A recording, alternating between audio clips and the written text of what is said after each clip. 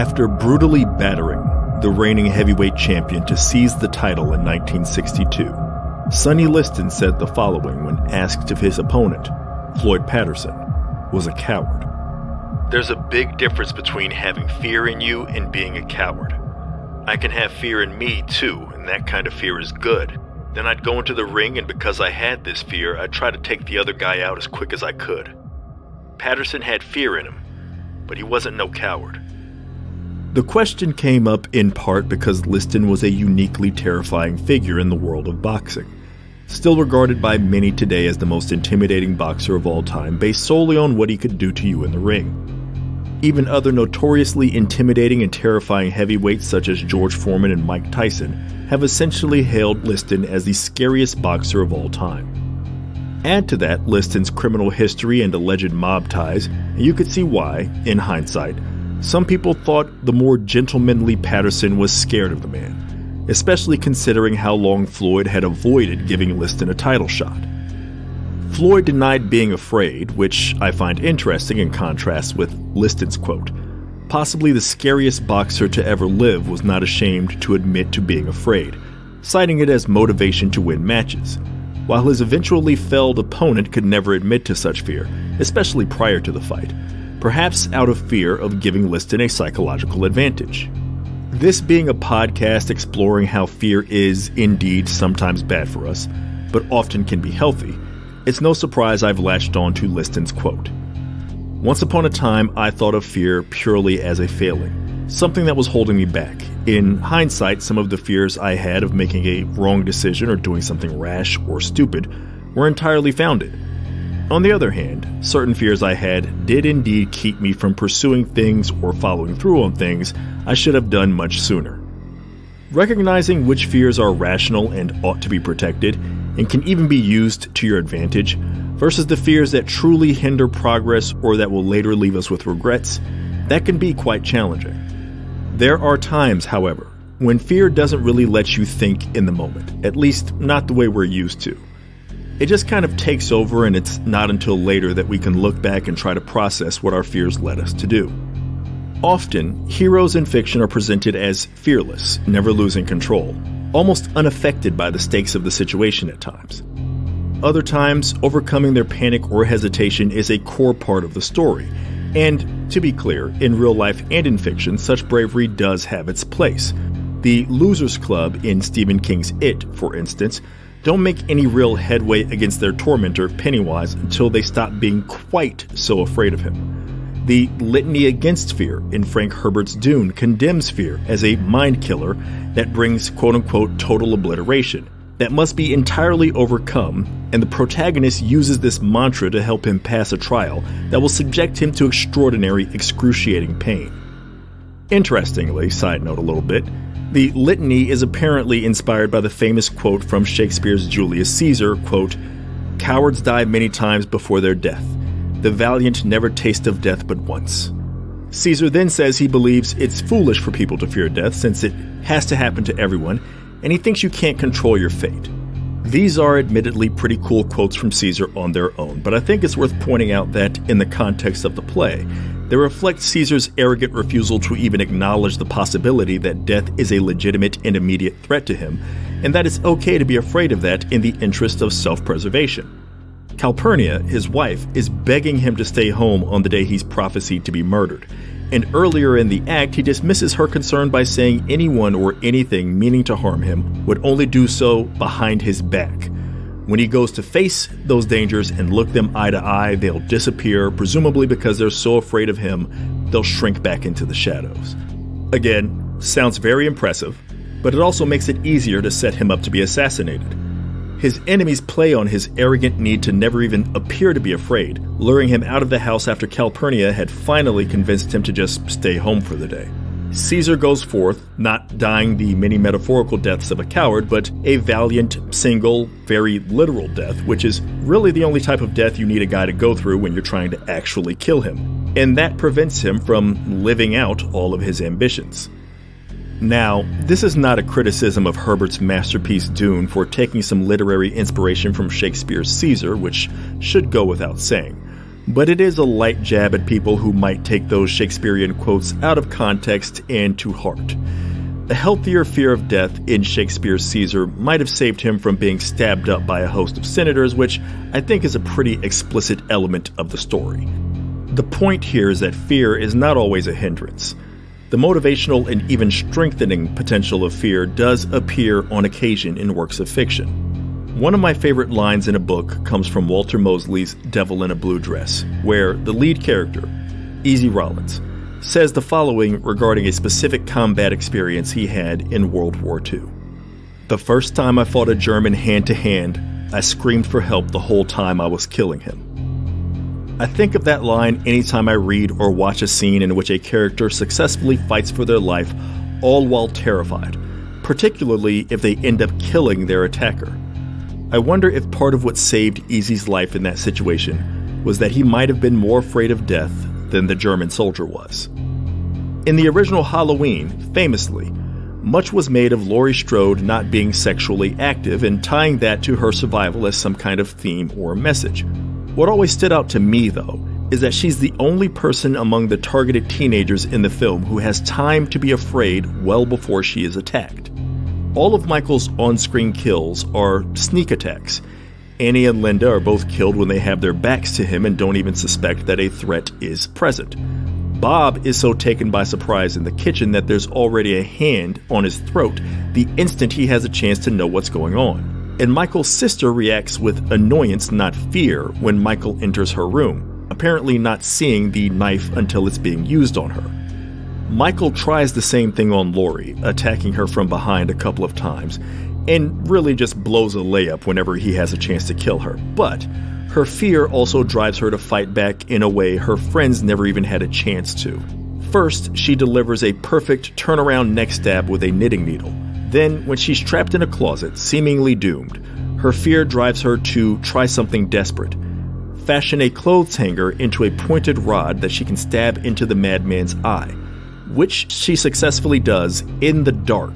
Michael's out here shooting air balls right at the rim while Laurie's hitting three-pointers in the clutch, and there's nothing within the story to suggest that she should be any good at defending herself. The one advantage that she has, the one thing that's saving her life, is that she's terrified, and she knows she'll be killed if she doesn't fight back.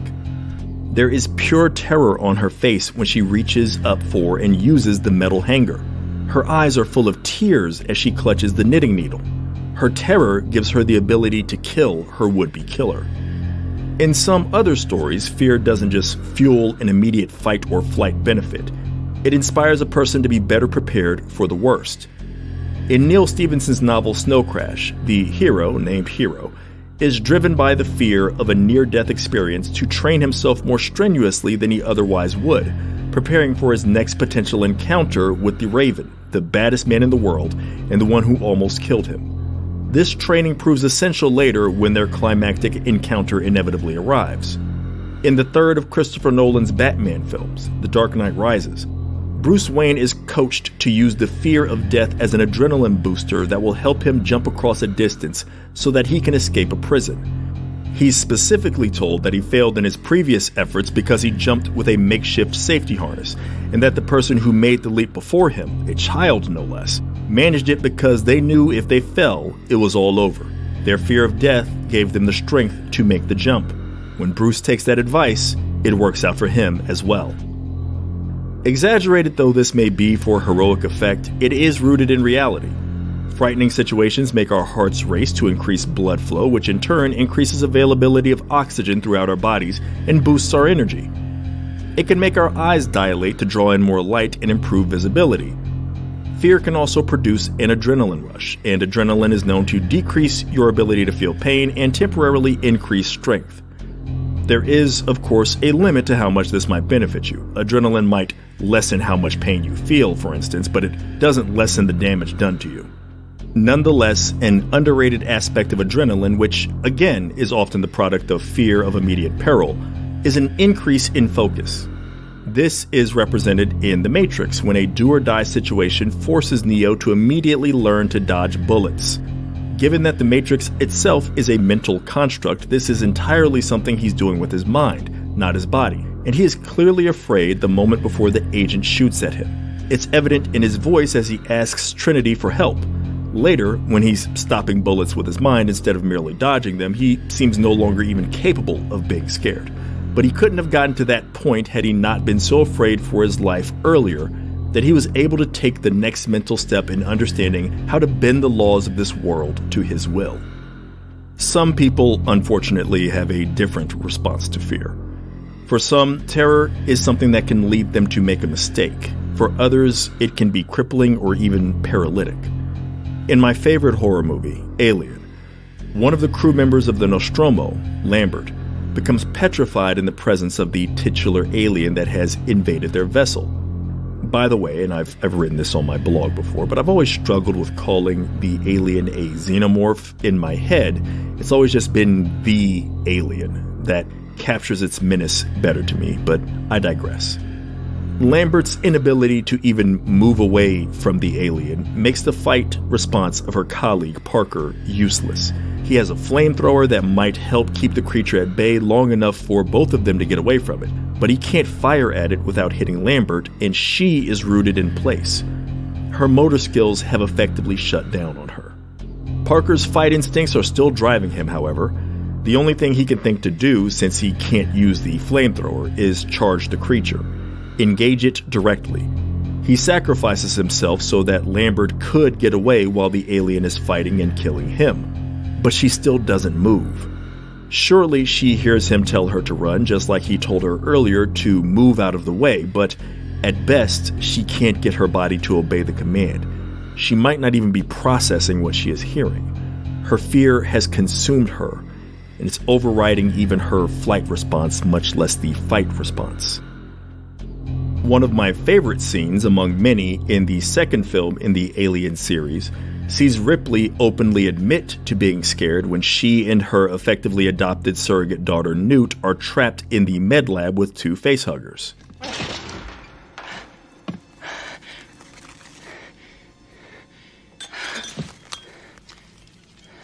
Ripley, I'm scared. Me too.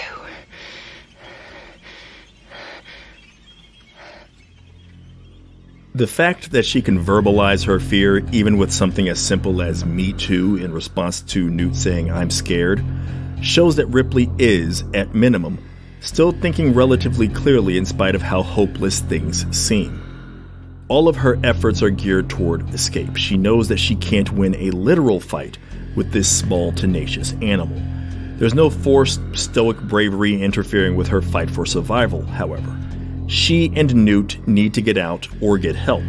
They can't open the door or break the shatterproof glass window to get away. Waving at the security camera doesn't work because the person who set them up to die, Burke, he cut off the video feed before anyone else could see it. Ripley keeps her wits enough to try something else, though. She holds a flame to the sprinkler system, activating it and the fire alarm, bringing the armed space marines who can shoot the facehuggers to pieces into the room to the rescue. Ellen Ripley, our hero, couldn't win that particular fight, but she had allies who could, and there wasn't anything less heroic about what she did to get them involved. That allowed her to live to fight another day, which she does so magnificently later in the film. That all eventually comes about because of an earlier moment where she was able to acknowledge that she was afraid of being killed. In another famous and highly influential 80s action film, the hero spends even more of the movie very obviously afraid of what's happening to them and around them, despite frequently cracking jokes to mask their fear at least as much as to taunt the villains. He wouldn't be the first hero to do this. Spider-Man has admitted more than once that he cracks jokes while fighting to hide how nervous he is, as well as to aggravate his opponents, possibly to the extent that they'll make a mistake. This is what set him apart from cool, collected heroes like James Bond, who is also quick with a quip, but is almost never portrayed as remotely worried about what might happen next. Beyond Bond, this was fairly standard for action movie heroes, even dating back to decades that predate the more general term action movie, when things were categorized more so by the subgenres of westerns, war movies, crime movies, spy movies, etc. Even before almost every hero was cracking jokes or delivering cold-blooded one-liners, they were still notably fearless. By the 80s, almost all of them were either scowling or laughing in the face of danger. And John McClane did let himself smile a few times. But he was just as often wide-eyed, panicked, and even praying not to die. At no point in Die Hard does he ever lose the sense of urgency that fear instills in him.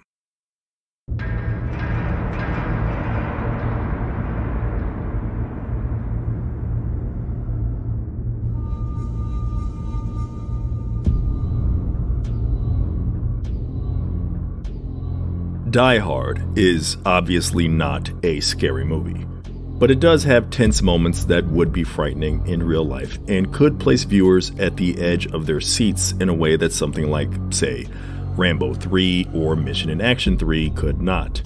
Those other two movies also came out in 1988 and are a much better reflection of the state of the action hero overall at the time. That same year also saw the ever-composed Dirty Harry return for the Deadpool, and saw Schwarzenegger in his most stone-faced role this side of the Terminator in Red Heat. Even in excellent action films from earlier in the decade like Lethal Weapon or The Predator, the lead hero is never close to as unnerved as McClane is. Dutch in Predator does find himself in a precarious position and a little bit more fearful than the standard Schwarzenegger protagonist, but even he is nowhere near as scared as McClane is. McClane wasn't the first frightened action hero, but men like Kyle Reese were in very short supply compared to their counterparts, and more often appeared in films that were as close to horror as they were action, such as The Terminator.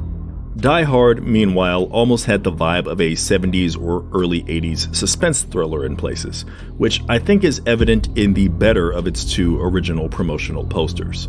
The lesser of the two is a much more conventional and boring shot of the hero holding a gun, looking determined. It's a dime a dozen image that looks like no significant thought went into it. The other poster, though, is split between McClane's subtly anxious face looking like he might have just heard someone coming or is worried that he made a sound that gave away his hiding place, while the other half of the poster shows the Nakatomi Plaza at night, looking like the building itself is the menace with its roof exploding.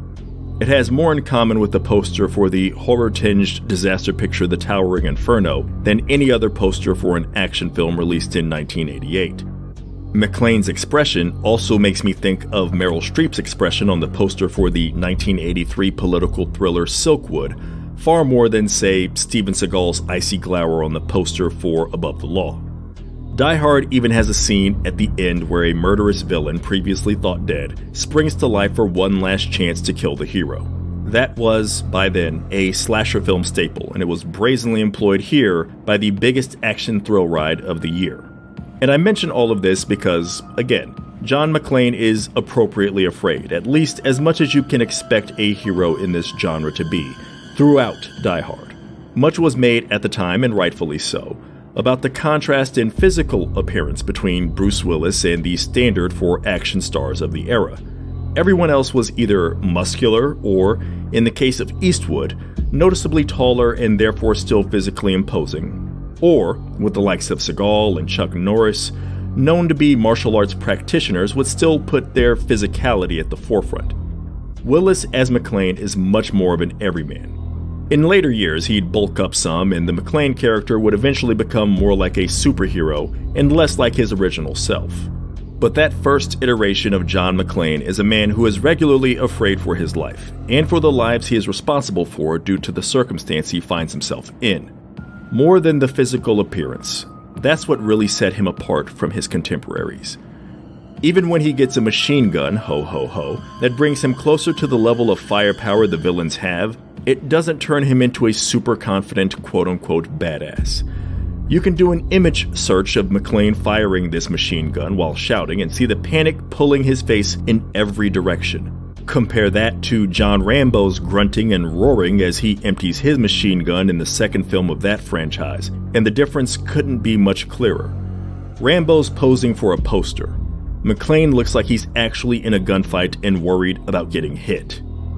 Instead of just comparing him to other heroes of that era, however, I think the more interesting comparison between McClane's fear and another person's relative stoicism is available within the film Die Hard itself. Hans Gruber never sincerely appears to be afraid until it's too late to be of any use to him.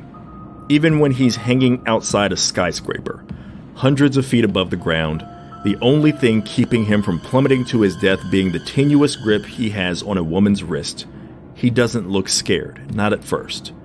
He sneers and calmly raises his gun, planning to kill his nemesis as a final act before he checks out.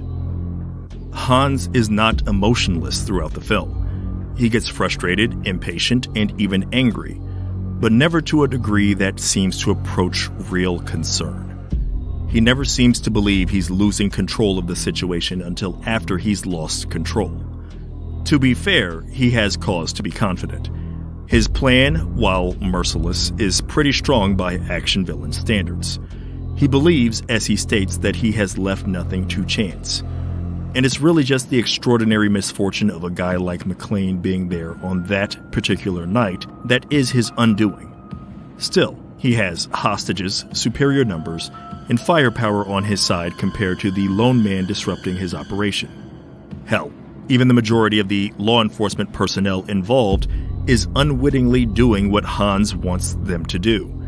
Now, the very nature of what he's trying to do, this high-risk, high-reward homicidal heist, should probably be enough to inspire a little bit of healthy fear in him on its own. But it doesn't.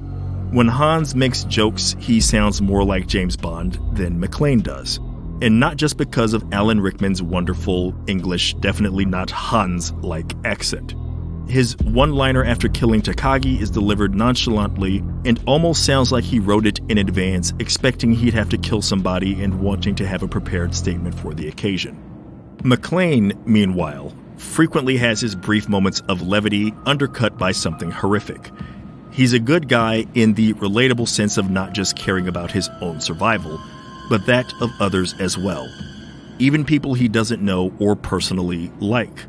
Within seconds of delivering a decent little insult at Hans's expense, he's horrified to find out he has to make a decision that will determine a man's fate. A man he just met that night. The memorably annoying, in an oddly captivating way, Ellis.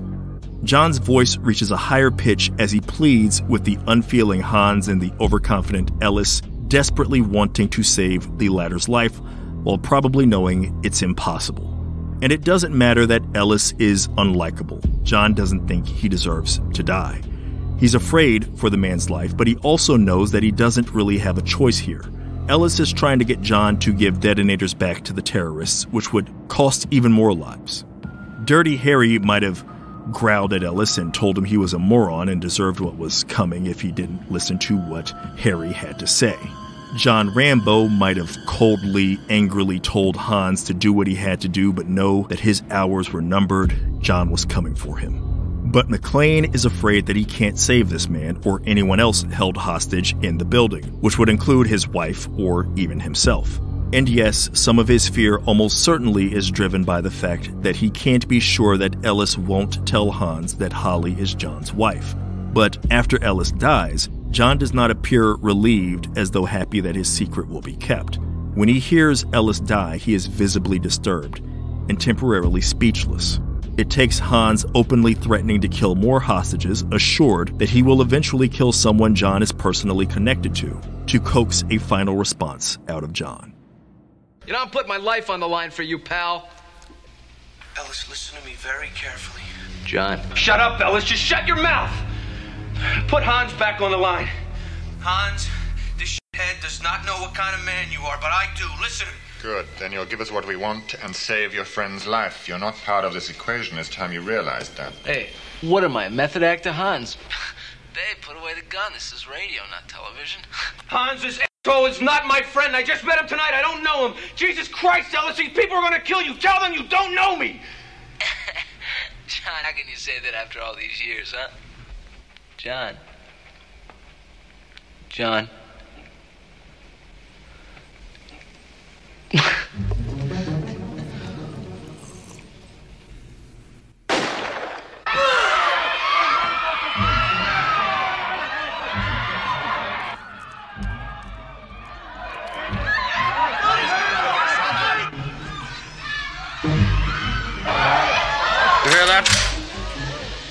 to me. Where are my detonators?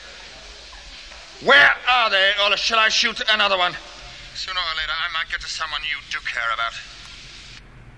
Go fuck yourself, Hans.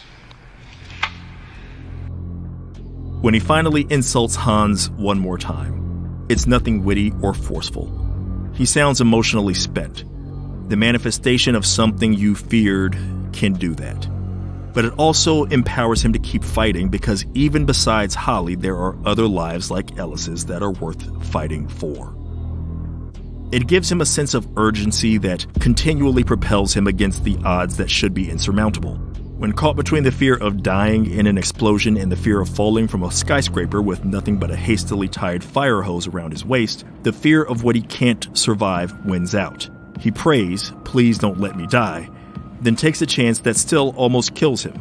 But the difference between dying and almost dying is sometimes big enough to fit an entire lifetime inside of it. Later in the film, Hans, in a somewhat similar predicament as I mentioned before, shows no fear when faced with his own do-or-die dilemma. At least, not at first. John and Holly are both afraid of her getting dragged out the window to fall along with Hans, and John works frantically to unclasp Holly's watch to loosen Hans's grip on her wrist. Hans is only thinking of killing, not anything he could do to save himself. That is, until the watch clasp does come undone and Hans starts to fall, and his eyes famously look like they're going to pop out of his head, like they're trying to jump back into the building and leave his falling body behind. Now, at long last, Hans feels fear, after it's become useless to him. Maybe if he had embraced it a little sooner, he might have stood a better chance against the man who was letting it fuel him all night long.